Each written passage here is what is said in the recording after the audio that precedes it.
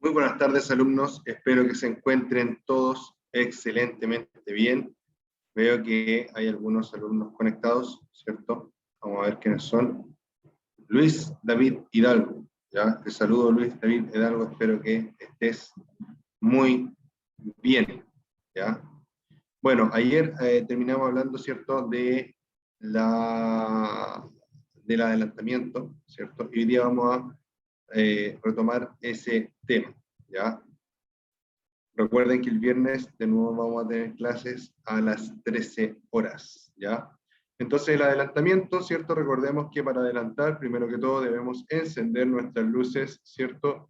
Intermitentes del lado al cual nos vamos a dirigir. En este caso son las luces del lado izquierdo, ¿ya? Recuerden que también estas luces no nos dan derecho absoluto a nada. Lo único que nos dan derecho es a señalizar, ¿cierto?, a nuestro alrededor para que los demás conductores puedan advertir la maniobra que nosotros vamos a hacer. Entonces yo voy a encender mis luces intermitentes, voy a salir, ¿cierto?, voy a adelantar, tomar velocidad y luego voy a volver. Recuerden que nos vamos a imaginar que el vehículo tiene un campo de fuerza el cual no podemos sobrepasar, ¿ya? Esta distancia que hay aquí me protege en caso de que el vehículo repentinamente se mueva y así no me va a poder golpear. Esta distancia que hay acá me protege en caso de que el vehículo frene, ¿cierto? Y yo no alcance a frenar y lo termine chocando. Y esta distancia que está acá me protege en el caso de que el vehículo, ¿cierto?, acelere o que yo frene si estoy adelante, ¿cierto? Y también podamos tener un impacto o nos podamos alcanzar el uno al otro, ¿ya?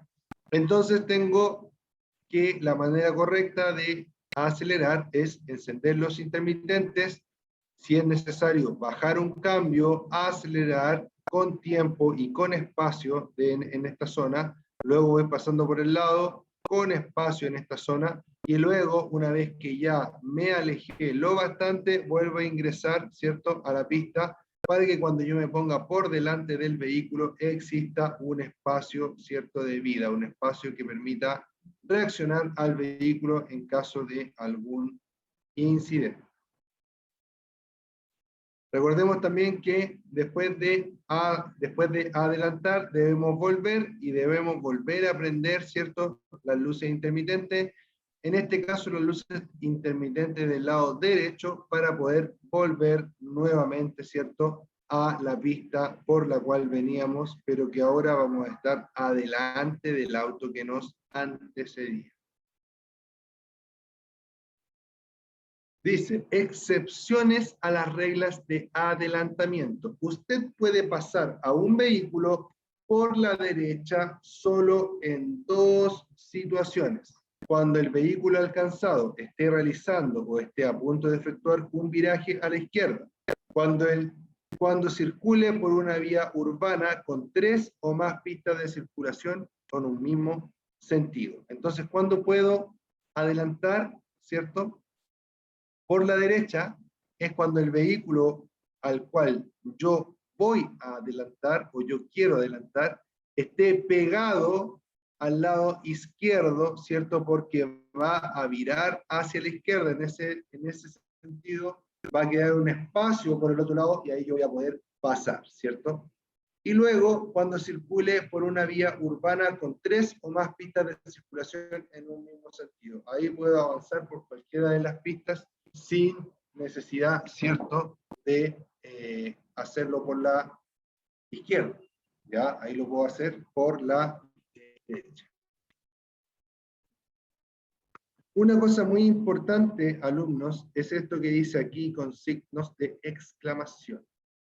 Nunca adelante a su propia razón. ¿Por qué nunca adelante a su propia razón? Nosotros tenemos un sentido, ¿cierto?, que es un sentido o un instinto, mejor dicho, de conservación, ¿ya? El instinto de conservación nos alerta de los peligros que hay a nuestro alrededor. Si tenemos si hay algo que nos pudiese afectar o pudiese ser peligroso para nuestra integridad física, este instinto nos lo avisa y nos provoca una especie de miedo o inseguridad, ¿ya? Es cuando la gente dice, yo presentí que algo iba a pasar, yo sabía que no tenía que hacerlo, ¿ya? Entonces cuando eso le pase, usted quiere adelantar, y usted sienta que algo le dice que no adelante, entonces no adelante, ¿ya? Solamente adelante cuando esté 100% seguro de que la maniobra va a ser provechosa y va a ser segura, ¿ya? También uno debe evaluar si en realidad vale la pena adelantar o no vale la pena adelantar. Adelantar no es un deporte, ¿ya? Adelantar es una maniobra, ¿cierto? Peligrosa, y que no deberíamos hacerla si es que no es estrictamente necesario, ¿ya? Consejos si adelanta con una motocicleta, ¿cierto? Que es nuestro tema. Visibilidad. Adelante solo cuando esté completamente seguro de que no circule ningún otro vehículo de frente y que existe espacio suficiente en ambas pistas para llevarlo a cabo con la máxima seguridad. Después dice, las rectas son el mejor sitio para adelantar, porque en ellas usted tendrá una buena distancia por delante del vehículo que le precede, sobre todo si al adelantar a un vehículo largo o más de un vehículo a la vez, ¿ya? También es súper importante que uno tenga en consideración qué es lo que está adelantando, ¿ya? Si el vehículo es un camión, tengo que tener claro que mi aceleración tiene que ser capaz de poder adelantar todo el camión, que son como 3 autos pegados, ¿cierto? Y que voy a alcanzar a meterme delante del camión antes de que venga el vehículo que pueda venir de frente, ¿ya? En esa circunstancia, yo siempre trato de recomendar que si viene un vehículo de frente, mejor no adelanto y espero a cuando no venga nada. ¿Por qué? Porque para el cerebro es imposible determinar la velocidad a la cual viene un vehículo. Nosotros siempre cometemos el error de pensar que el vehículo que viene de frente viene a una velocidad normal y razonable. Pero ustedes tienen que pensar, sobre todo en este momento, como está la delincuencia, por ejemplo, ¿cierto? Que a lo mejor ese vehículo se lo robaron, por ejemplo, y puede venir en vez de a 60 km por hora, a 180 km por hora por una calle, por ejemplo. Entonces, ese vehículo va a llegar mucho más rápido de lo que uno piensa a nuestro encuentro, ¿ya? Entonces, ojo con ello, ¿ya? Si veo un vehículo y puedo esperar, mejor espero, ¿ya?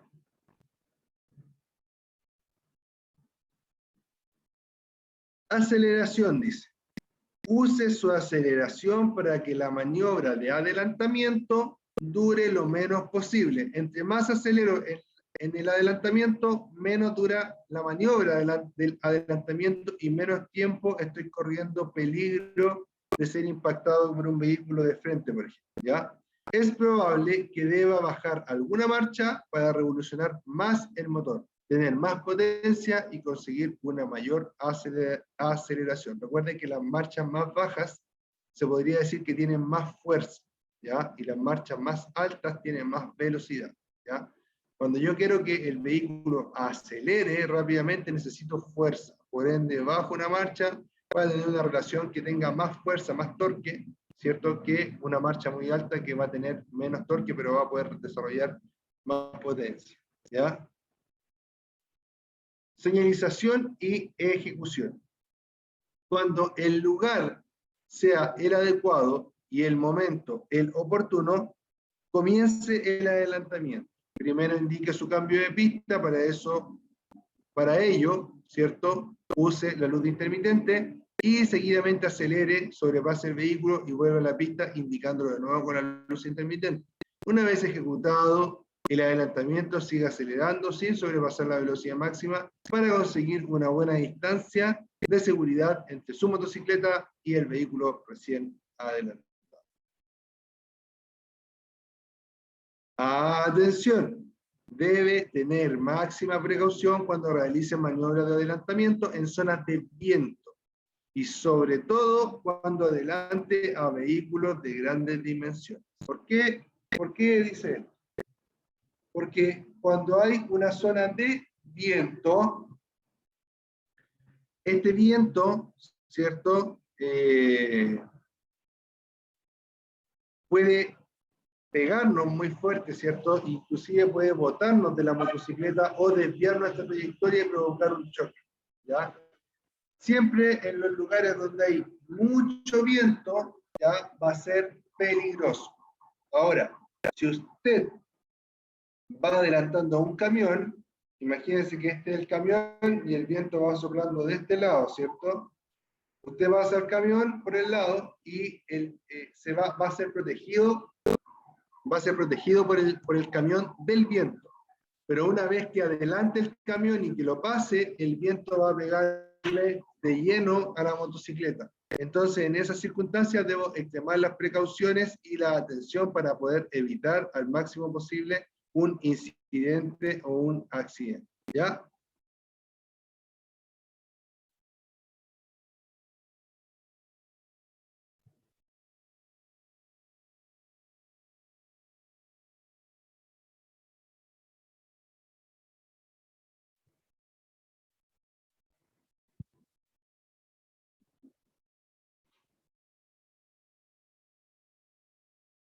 Excepciones a las reglas de adelantamiento. Usted puede sobrepasar a un vehículo motorizado por la derecha solo en dos situaciones. Cuando el vehículo alcanzado esté realizando o esté a punto de efectuar un viraje a la izquierda, ¿cierto? Ya lo habíamos dicho. Y cuando circule por una vía urbana con 3 o más pistas de circulación con un mismo sentido de tránsito. También lo habíamos dicho. Después dice, es importante mencionar que se puede adelantar a los vehículos por la derecha debido a que los vehículos deben circular por la izquierda de la calzada cuando haya una vía exclusiva de transporte público. En este caso, debe guardar una distancia obligatoria de 1.5 metros. Las normas vigentes distinguen estos adelantamientos de aquellos que se realizan traspasando el eje de la calzada, denominándolas maniobras de sobrepaso. Así se entiende que usted, ¿cierto?, sobrepasa a otro vehículo cuando se sitúa delante de él sin invadir la pista de sentido contrario. Legalmente, estas maniobras no constituyen adelantamiento. Usted no debe efectuar esta maniobra de sobrepaso fuera de la calzada. Sin embargo, la ley de convivencia permite que los conductores de ciclos, motocicletas o motonetas puedan sobrepasar por la misma pista a otros vehículos por cualquiera de los costados de estos para alcanzar la línea de tensión o la línea de tensión adelantada según corresponda. Esta maniobra deberá efectuarse a una velocidad moderada, tomando las precauciones necesarias siempre que los vehículos sobrepasados se encuentren detenidos. ¿Ya? Ojo con ese punto de ahí. ¿Ya? En el punto anterior,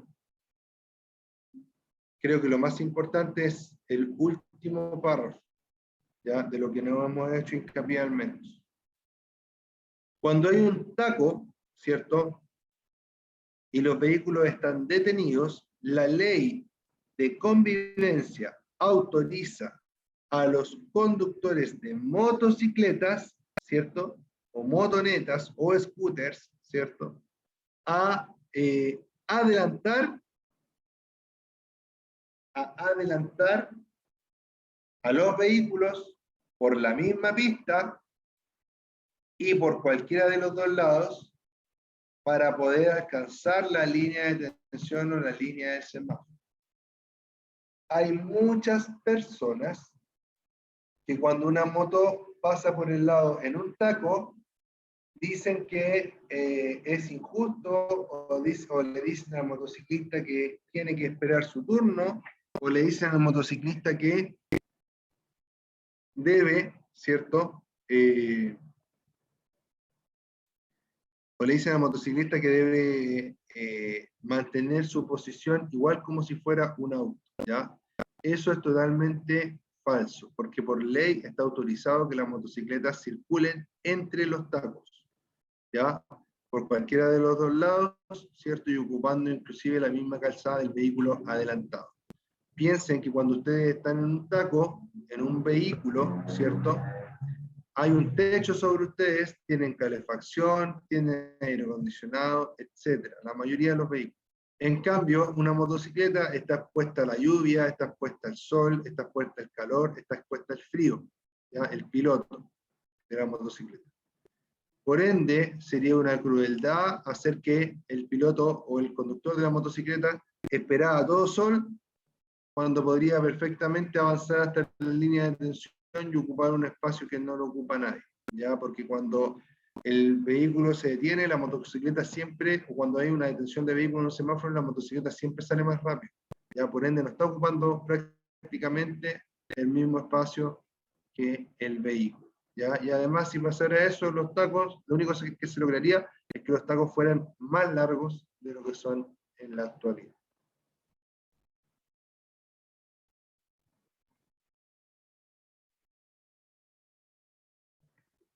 Dice, nunca adelante a su propia razón. Suponga que usted circula a 90 km por hora y que va a adelantar al vehículo que le precede. De pronto, a 350 metros de distancia, aparece un vehículo que viene en sentido contrario y que también marcha a 90 km por hora. El adelantamiento tarda 8 segundos. En este tiempo, usted y el vehículo que vienen en contra recorren cada uno 200 metros. El vehículo adelantado recorre 160 metros. El accidente es un hecho, ¿ya? Piensen que yo acá les nombré un montón de datos, ¿cierto? 90 kilómetros por hora, 350 metros, ¿cierto? 200 metros, de 150 metros, 8 segundos, etc. Es muy difícil, yo diría que es imposible que ustedes pudieran procesar todos estos datos mientras van manejando, ¿ya? Más aún, no hay cómo obtener todos estos datos cuando se va a manejar. Entonces, ¿podré determinar a ciencia cierta si es que voy a alcanzar o no voy a alcanzar? No, ¿ya? Por ende, cuando hay algún tipo de riesgo, ¿cierto? Yo creo que podría llegar a alcanzarme remotamente el vehículo que viene de frente, mejor no adelanto y mantengo, espero que pase y luego adelanto, ¿ya? Separación entre vehículos. Cuando circulen por la vía dos o más vehículos sin propósito de adelantar en un mismo sentido, ambos, ¿cierto? Que deban transitar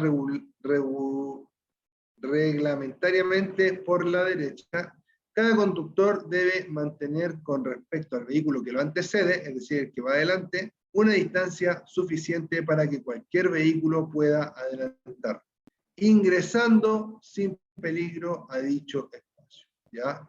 Entonces, hay gente que dice que la distancia que tiene que haber entre un vehículo y otro tiene que ser de un vehículo, ¿ya? Eso es falso, tiene que ser al menos de 3 vehículos, ¿ya? ¿Por qué? Porque si viene un vehículo que quiera adelantarnos, ¿cierto? Tiene que meterse en el espacio que nosotros dejamos y tiene que meterse de forma segura, no se puede meter apretado.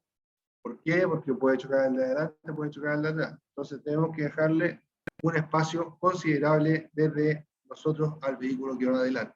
Obviamente que esas distancias a veces se acortan un poco por efecto de que el tránsito va muy lento. Pero en circulación normal, ¿cierto? Debemos, ojalá, mantener 3 autos de distancia por lo menos. Perdón.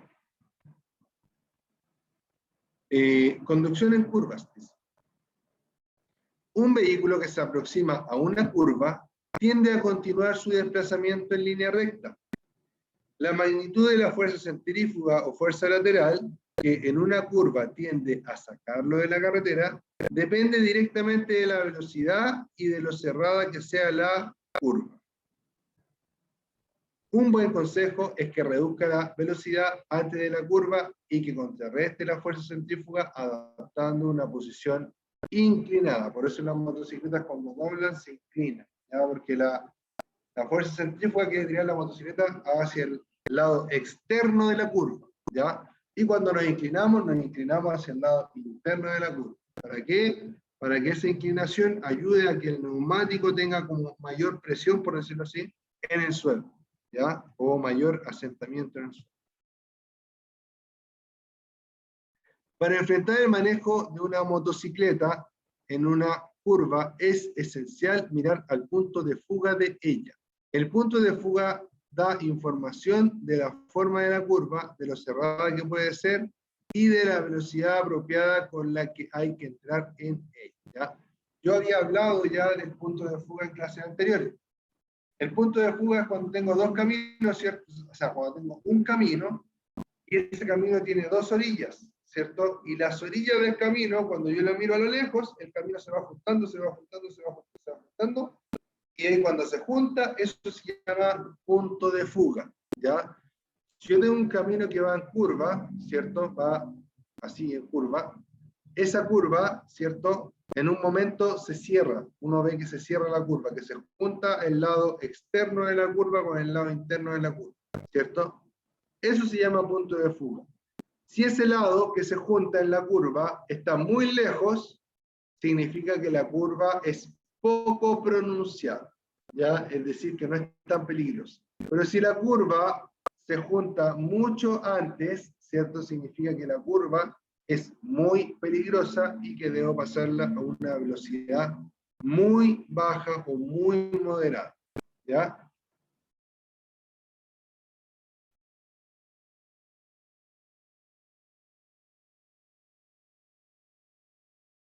Dice, el punto de fuga da información de la curva, de lo cerrada que puede ser y de la velocidad apropiada con la que hay que entrar a ella, ¿ya?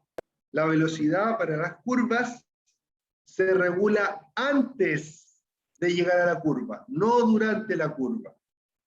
Yo bajo la velocidad y cuando empiezo a tomar la curva, empiezo nuevamente a acelerar suave, muy suave, lo más suave posible, pero que se sienta que el motor va trabajando, que el motor va generando impulso, ¿ya? Entre más suave sea esa generación de impulso, más seguro va a ser el paso por curva. Si usted pasa una curva sin acelerar, sin que el motor vaya inflado, como decimos los motociclistas, ¿cierto?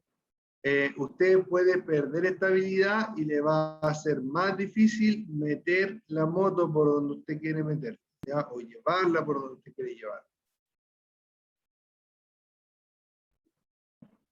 Una vez dentro y efectuado el giro, la mirada del punto de fuga sigue proporcionando información al conductor en cuanto a la velocidad con que circula por ella y al trazado que está describiendo.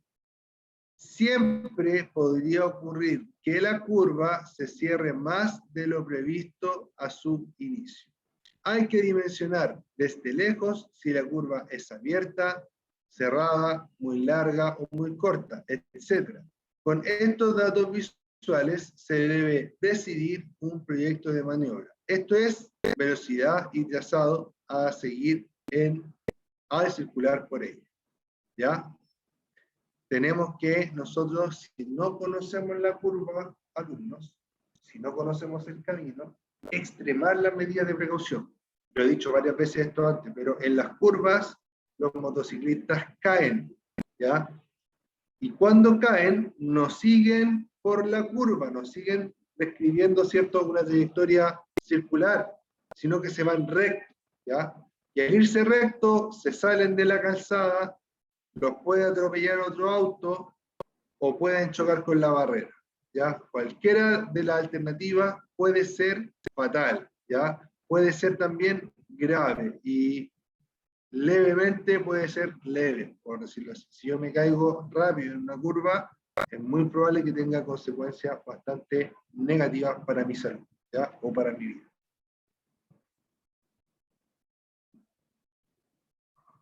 Recuerde que en lo posible debe hacer todo el frenado antes de llegar a la curva y no mientras la recorre. Después del punto de inicio, ¿ya? En lo posible debe hacer todo el frenado antes de llegar a la curva y no mientras la recorro, después del punto de inicio. ¿Ya? Eso quiere decir que usted debe llegar ya a haber frenado durante la recta anterior a la curva. Durante la curva no es lo ideal que frene. Pero si es necesario que frene, usted debe hacerlo lo más suave posible, con el freno delantero en gran medida y usar el freno trasero para corregir la trayectoria en caso de emergencia. ¿Ya? En caso, por ejemplo, de que la curva se cierre un poco más. ¿Ya? Si yo freno en una curva, normalmente la cola se va a ir hacia el lado externo de la curva, por ende voy a meter la punta más hacia el lado interno. ¿Ya? Si ustedes pueden tomar algún tipo de curso, ¿cierto?, de motocicleta en el cual puedan ustedes, en el cual se haga en un circuito y puedan ustedes probar, ¿cierto?, o que se haga en un ambiente controlado, y ustedes puedan probar su frenado, su paso por curvas, etcétera, es un conocimiento muy enriquecedor para un motociclista, aporta mucho a la seguridad y no lo tomen como un gasto, sino que tómenlo como una inversión. Porque a lo mejor van a gastar un poco de plata en el curso, pero la van a recuperar en comprar repuestos que van a tener que pagar porque se cayó en la moto y se rompió la moto. Y además de eso, que es más importante, la van a recuperar en gastos médicos. Los gastos médicos son bastante importantes cuando hay una caída, un accidente, así que ojo con ello. Denme un segundo, por favor, alumnos.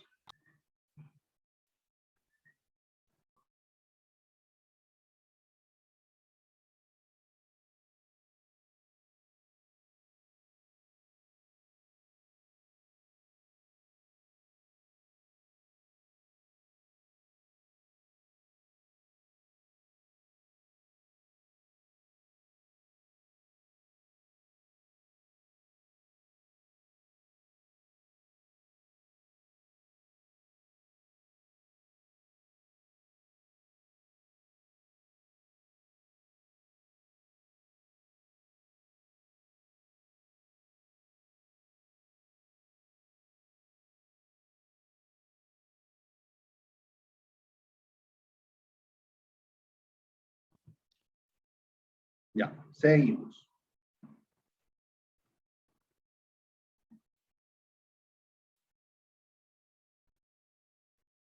Dice, debe mantener siempre el trazado dentro de la pista que le corresponde. Nosotros tenemos una pista, ¿cierto?, que es la que vamos a seguir. Debemos tratar de mantenernos siempre al medio, ¿ya? Porque ahí vamos a tener un margen hacia la derecha y un margen hacia la izquierda. Si nos desviamos un poco, está bien, o puede ser, pero nunca salirnos de nuestra pista porque podría venir otro vehículo, ¿ya? Es por eso que se hace necesario llegar a la curva a una velocidad reducida. Un exceso de velocidad puede producir tomar la curva muy abierta, cambiándose de pista y chocar contra otro vehículo o barreras de contención. Lo óptimo es mantenerse siempre aproximadamente al centro de la pista.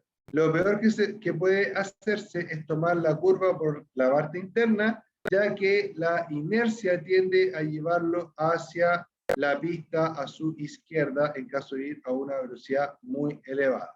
Además, generalmente el centro de la pista es la parte más limpia, mientras que las orillas tienen usualmente suciedad. Buen punto también, ¿cierto? Hay unos videitos para que ustedes puedan revisar luego.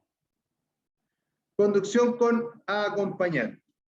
¿Ya? Dice, el pasajero viaja igual de expuesto, por eso debe ir igual de protegido con el equipo necesario. Esto es, casco, guantes, botas y chaqueta, ¿ya? O chaleco. Existe en la actualidad unos chalecos que son con airbag, ¿ya? El que tenga la posibilidad de comprarse uno de esos y utilizarlo siempre que ande en su motocicleta es totalmente recomendable, ¿ya? El conductor se debe subir en la motocicleta una vez que esté encendido el motor de la misma y el conductor se encuentre preparado, con ambos pies en el suelo y el freno delantero, ¿cierto? Y el freno delantero apretado con fuerza.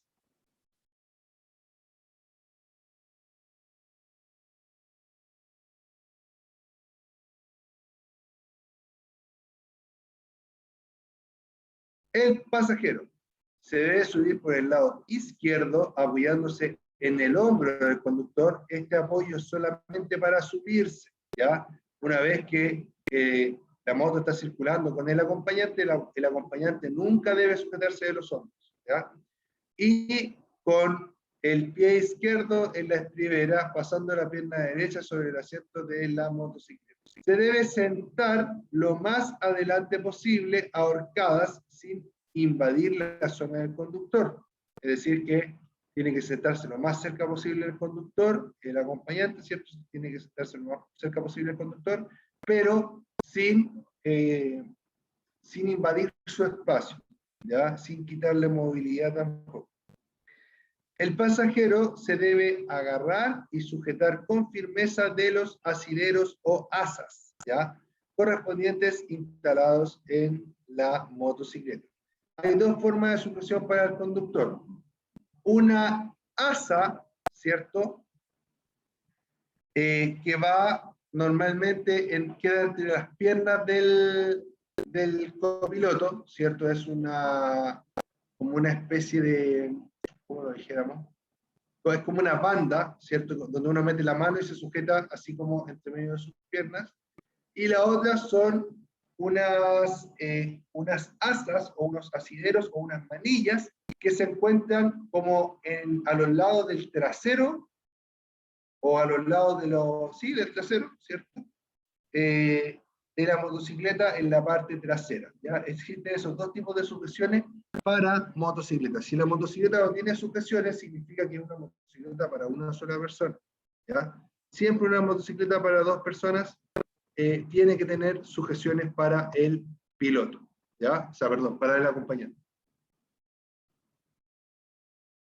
Dice, mantener en todo momento, dame un segundo.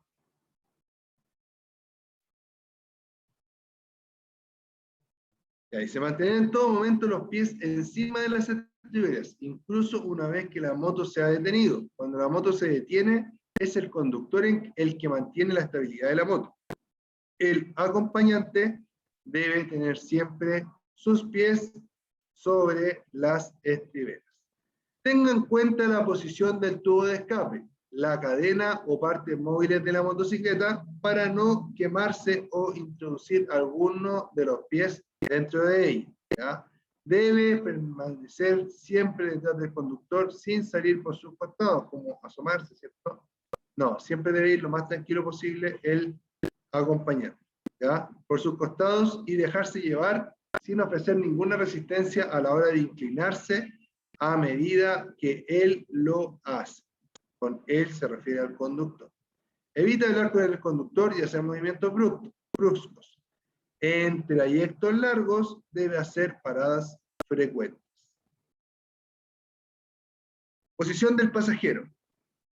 Para que una motocicleta pueda llevar un pasajero de manera segura, debe tener asideros o correas para que se pueda agarrar, ¿ya?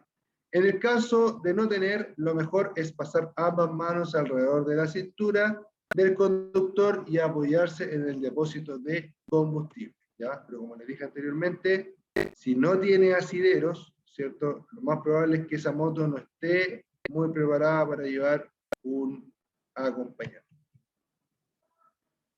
Sujeción del pasajero. Es conveniente una sujeción firme, sobre todo cuando el estado de la superficie o carretera es problemático y presenta mal aspecto. Al encender la motocicleta y continuar con la marcha después de haber estado detenidos. Se vaya a realizar movimientos o maniobras bruscas. Usted debe saber que la motocicleta responderá de manera más lenta cuando circula con un pasajero.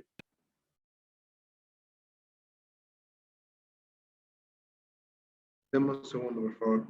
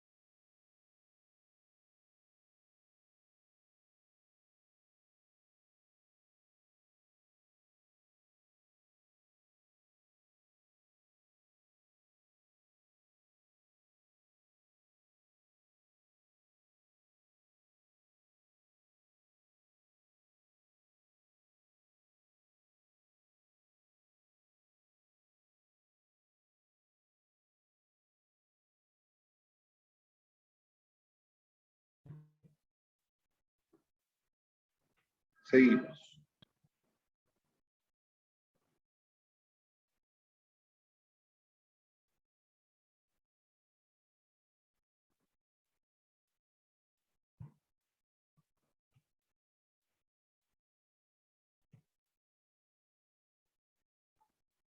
Comunicación entre conductor y pasajero. Si el pasajero comienza a gritar desde la parte de atrás y el conductor no le entiende por la velocidad y el viento, este puede desconcentrarse poniendo menor atención en la conducción. ¿Qué es lo que se debe hacer? Cuando normalmente andamos, por lo general, los motociclistas casi siempre andan con la misma persona de copiloto o de mochila, como nosotros le llamamos, ¿cierto? Hay que tratar de hacer algún tipo de lenguaje para las cosas importantes. Por ejemplo, para parar a ir al baño, porque tengo un problema, porque me siento mal, etc. Tratar de hacer un lenguaje tocando el hombro, tocando el casco, una vez significa una cosa, 2 veces significa otra, 3 veces significa otra, qué sé yo. ¿Ya? Poner ahí, hacer un lenguaje no verbal, ¿cierto? Un lenguaje por tacto normalmente, para darse a entender entre un lado y el otro. También siempre es una buena opción que los cascos estén equipados con intercomunicadores y de esta forma pueden hablar y comunicarse de manera súper cómoda el conductor con el acompañante.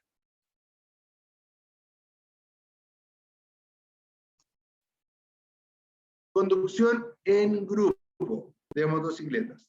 Se deberá nombrar a un líder o a un jefe, en definitiva, un líder que será responsable de guiar al resto del grupo. Su misión es marcar la ruta, ir delante, decidir el camino que debe seguir el resto, marcar la velocidad a la que debe circular el grupo y decir cuándo tiene que parar, ¿ya? Esto es para cuando nosotros salimos a andar, a rodar en grupo, ¿cierto? Normalmente cuando los grupos son más o menos grandes, ya grandes, estoy hablando de 50 motos, ¿cierto? O de 20 motos, ya un grupo grande, ¿cierto? Normalmente el que va adelante y el que va atrás, el que va de primero y el que va de último, son los que deben tener la mejor moto, ¿ya? ¿Por qué? Porque van a poder hacer la ruta de mejor forma y en el caso del que va atrás, ya la mejor moto, me refiero a la moto más rápida, ¿cierto? Y más maniobrable también. En caso de que a alguien le pase algo, ¿cierto? Y se detenga parte del grupo, el que va atrás puede alcanzar el de la punta para poder avisar, ¿cierto? Y frenar el desplazamiento del grupo completo, ¿ya?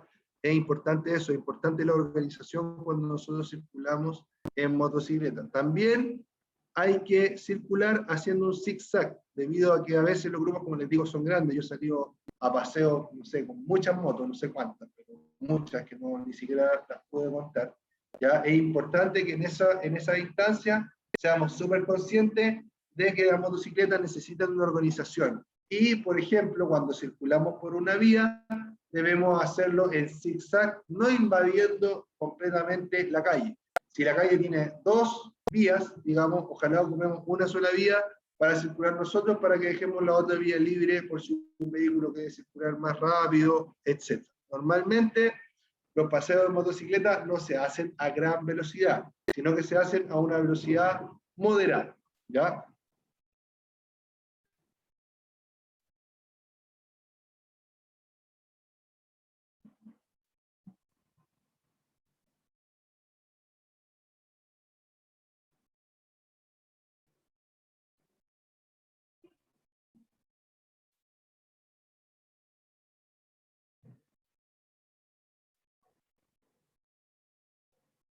¿Cómo circular en grupo? Dice, una vez que el grupo está en movimiento en su ciudad, el líder tendrá presente a todos los que vienen detrás de él. Cuando un líder decide pasar una intersección, ¿cierto? El líder debe asegurarse y pensar que todos los integrantes del grupo pasen por esa intersección. Entonces no puede pasar, por ejemplo, cuando hay un cruce de otro vehículo inminente, un cruce de tren, ¿ya? Si él ve que viene un vehículo, ¿cierto? Y que no va a alcanzar a pasar todo el grupo, lo ideal es que el líder pare antes de eso, para que todo el grupo pare antes del obstáculo, por decirlo así, o antes del cruce, en este caso, ¿ya? La carretera debe haber dado instrucciones precisas al grupo de cómo colocarse para circular. Está prohibido circular en paralelo. Circular en paralelo significa que va una moto al lado de la otra. Eso no puede ser. Tiene que ser en zigzag. Una va aquí, la otra va acá, después esta va acá y la otra va acá. ¿Ya? En zigzag. El líder también debe comunicar a todos los integrantes del grupo la distancia entre motocicletas y la forma de circular. La forma más segura de circular es de forma alterna. Uno por la derecha y otro detrás por la izquierda. Y así sucesivamente. De esta forma se dispone de más espacio para realizar maniobras sin peligro de tropezar con otra moto que fuera en paralelo. El líder debe colocar a los conductores con menos experiencia detrás de él, así como los que conduzcan motocicletas de menos cilindrada. Todos ellos deben colocarse en los grupos de cabeza para que los conductores con más experiencia puedan vigilarlos.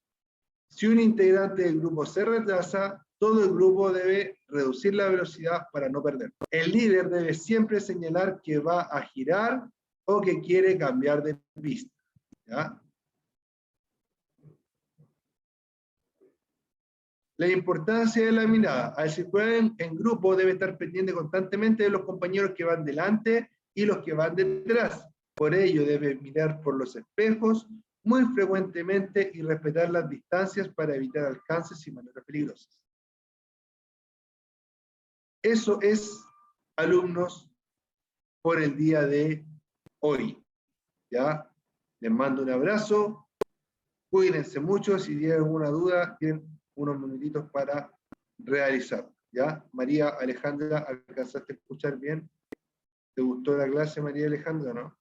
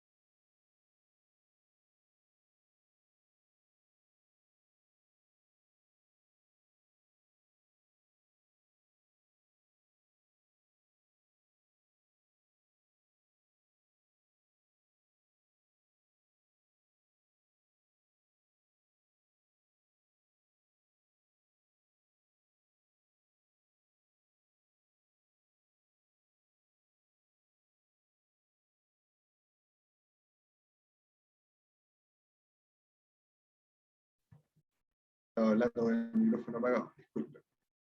Bueno, eso, alumnos, espero que estén muy bien, ¿cierto? Espero que les haya gustado la clase y nos vemos el viernes a las 13 horas nuevamente. Espero que estén todos súper, que tengan una excelente vida, ¿ya? Y en algún momento nos vemos. Si me ven por ahí en alguna reunión de motocicletas, me saludan, ¿ya?